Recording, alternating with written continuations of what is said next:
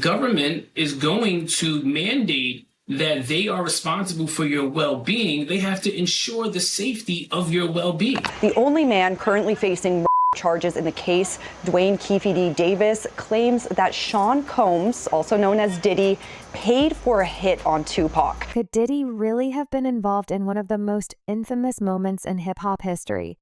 The question has been buzzing in the air for years. But now things are getting hotter than ever. Some fresh revelations suggest that the music mogul Diddy Combs might have played a more significant role in the event that shook the world back in the 90s, the passing of Shakur. Now for what's trending in true crime, nearly 30 years after the death of legendary rapper Tupac Shakur, the man accused of his is now claiming that Sean Diddy Combs once ordered a hit on the rap icon. In a recent court filing, a 2009 interview between police and Dwayne Keefe Davis is making headlines yet again. Here's the deal. Recently, a series of reports dropped claiming that federal investigators have been working closely with local prosecutors on a collaboration that could potentially link Diddy to the unthinkable. Yes, you heard that right. This isn't just fan gossip or tablet rumors anymore. Serious investigators are now allegedly looking into the possibility that Diddy had something to do with the events surrounding Shakur's untimely demise. And it doesn't end there. According to insiders, Shakur's family has hired private investigators to dig into Diddy's connection to the whole affair. That's right. Shakur's family is not taking this lightly. Neither are the Fed. The story we're tracking, music mogul Sean Diddy Combs on side watch at Brooklyn's Metropolitan Detention Center after two judges denied his request for bail. This as a grand jury is expected to hear new testimony from workers very soon. Now let's talk about the key player in all of this, Diddy. If you're not familiar with him, Diddy is a self-confessed gang kingpin from Los Angeles who was allegedly in the car when Shakur was fatally injured in 1996. Diddy has become central figure in the investigations. And let's just say he's not staying quiet anymore. In fact, he's been dropping bombshells left and right. And it's his alleged information that might finally connect the dots between Diddy and Tupac's last moments. It has taken countless hours, really decades, of work by the men and women of our homicide section to get to where we are today. Diddy has reportedly been cooperating with law enforcement, and get this, he's claimed that Diddy might have been the one pulling the strings all along in previous interviews, including an eye-popping sit-down with Vlad TV. Fifth spilled details about that fateful night in Las Vegas. According to him, a notorious chain of events led to Shakur being in the wrong place at the wrong time. But what really caught everyone's attention is his claim that the whole thing wasn't just a spur-of-the-moment act. He suggested that Diddy had some kind of involvement. He even dropped hints that a high-profile figure whom many have speculated to be Diddy offered a large sum of money to make things happen. And that's where things start to get really interesting. Why doesn't the government want him to turn himself in? Because then they can't ask for detention, so they go and they arrest him. They arrest a guy who came to New York to turn himself in. You see, Diddy didn't stop there. He's hinted multiple times that Diddy's involvement might have gone way deeper than anyone thought. In his memoir Compton Street Legends, Diddy detailed how the whole operation went down. And while he didn't explicitly name names in certain parts, he left enough breadcrumbs for readers and investigators to pick up on the narrative. Is becoming clearer. Diddy might have been more than just a bystander in the East Coast-West Coast rivalry. So why do you think they tied Diddy name to it? Because it makes the East Coast and West Coast war works for the authorities and for the news media. Didn't no cops do that. It was an East Coast, West Coast war, and it was a drive-by shooting.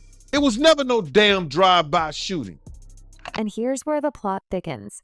Federal investigators aren't just sitting on this information. Sources say they've been in contact with local prosecutors in Las Vegas, sharing details from various investigations, including evidence collected over nearly 30 years. The goal to figure out if Diddy really was involved in orchestrating what went down, and it's not just about Shakur's family wanting justice. These investigators seem determined to get to the bottom of this decades-old mystery. According to one insider, this collaboration between federal and local authorities is the most extensive probe into the case yet, and they're pulling in witnesses and looking into old files that may have been overlooked. Why doesn't the government want him to turn himself in? Because then they can't ask for detention. So they go and they arrest him. They arrest a guy who came to New York to turn himself in. Shakur's family is all in too. They've hired top-tier lawyers, including big names like Alexis P.O. and Christopher C.L. to represent them in their quest for the truth. This isn't just a run-of-the-mill investigation. They're going full throttle to find out if Diddy had any role in what happened. It's worth mentioning that the family has been vocal in the past about seeking justice for Shakur. But this time, they're backing it up with serious legal muscle. Some reports even suggest they're planning to file a lawsuit if they can uncover evidence linking Diddy to the case, they pressing him so bad. And I don't know why I should say this, that a couple of weeks ago, a week or two ago, they beat him up in jail.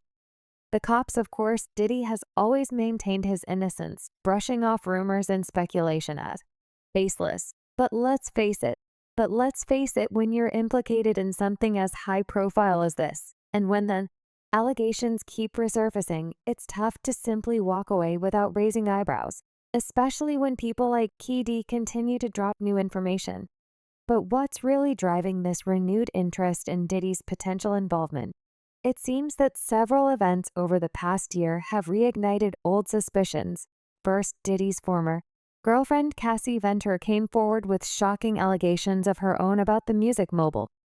There are some problems that the defense has brought up originally, but it seems like just from reading this 14-page indictment that there is enough physical evidence to perhaps get a conviction. This case, shall see these are allegations. While her claims weren't directly related to the Shakur case, they painted a troubling picture of Diddy's personal life and raised questions about his behavior behind the scenes.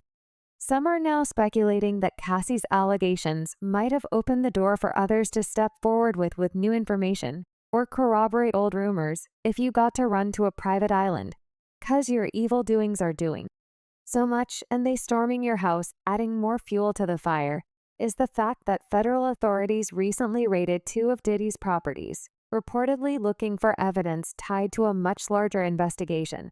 While the initial focus seemed to be on other charges, there are whispers that some of the information gathered during those raids could connect Diddy to the event surrounding Shakur passing.